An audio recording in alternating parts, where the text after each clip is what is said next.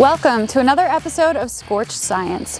Campfire season is upon us, and today I'm going to teach you a science-infused trick that will help you take your bonfire to the next level.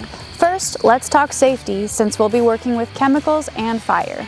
When I'm only working with chemicals, I wear goggles, gloves, a lab coat, closed-toed shoes, long pants, and I tie my hair back. When I work with fire, I will also wear a fire-resistant lab coat, fire-safe gloves, and a face shield. If my fire were to get out of control, I would need to smother it with something like a fire blanket or a fire extinguisher. Long ago, our ancestors discovered fire, which allowed them to advance as a species. There are 3 requirements for fire: fuel, oxygen, and heat. We call this the fire triangle, and without it, we wouldn't be able to have backyard barbecues or roast marshmallows to make our classic summertime s'mores. Different temperatures produce different colors of flames, and the base of the flame is the hottest point. Did you know that different chemicals can create different colored flames and special effects? Today, we're going to create wax fire pellets using materials you may already have at home. So here's what you'll need: Dixie cups, a Sharpie or pen, old candle wax, or a candle that you don't mind parting with, a lighter or a blowtorch, a double boiler, a spoon, a stir stick, powdered coffee creamer, Epsom salts, borax, table salt, Tums, and then additional chemicals that we are using today: strontium chloride, copper sulfate, and potassium carbonate. The first thing you're going to do is write the name of the household chemical you're going to put in each cup on the side of the cup to help you remember which is which. An easy way to crush up your Tums is to put them in a Ziploc bag and smack them on a hard surface with a metal spoon.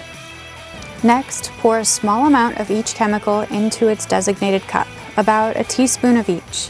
Mixing different chemicals will not make a new color, so be sure to do them individually for the best results. You're going to need to melt your wax. If you do this at home, you can melt your wax in a double boiler, and you'll want to melt just enough to cover all of the chemicals. Take your stir stick and stir the wax and chemicals together thoroughly until there's no loose powder at the bottom of the cup. Let your wax cool completely. While it's still cooling, you can shape the wax however you want. Just make sure it is cooled enough to where it's safe to handle. Borax is a household cleaner that can generate orange and sometimes light green flames. Orange flames can reach up to 2,000 degrees Fahrenheit. Green flames are not true flames.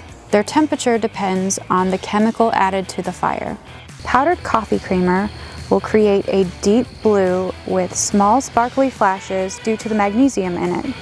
Magnesium is a common element used in fireworks, and the spark can reach up to 2,700 degrees Fahrenheit.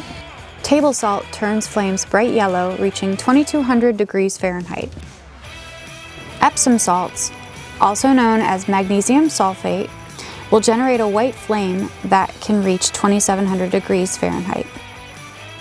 Tums contain an abundance of calcium, which can create a vibrant purple flame.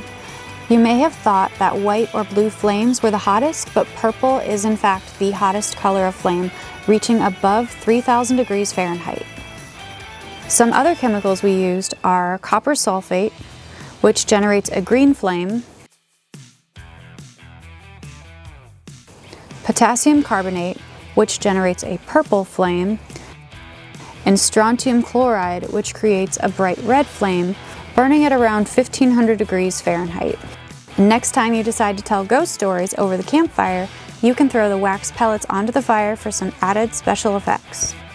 If you enjoyed what you saw today, make sure to like and subscribe, and we'll see you next time on Scorched Science.